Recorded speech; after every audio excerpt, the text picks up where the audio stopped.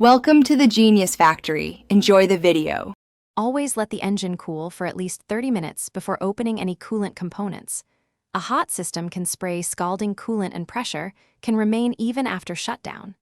Locate the translucent overflow reservoir behind the radiator and check that the engine is on level ground. Use Honda Long Life Antifreeze Type 2 Premixed 50/50 to avoid dilution errors and corrosion.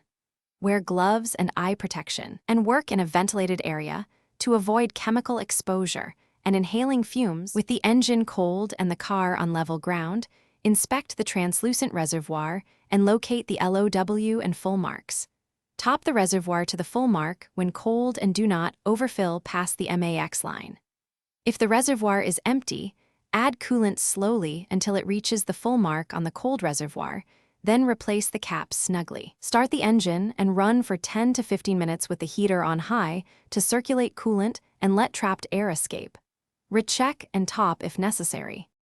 If you smell sweet odors in the cabin, see white exhaust, or notice persistent overheating, schedule a cooling system pressure test and possible repair rather than just topping off coolant. The radiator cap is typically rated 16 psi. Replace it if the seal is damaged or it leaks, since correct pressure prevents boiling and loss.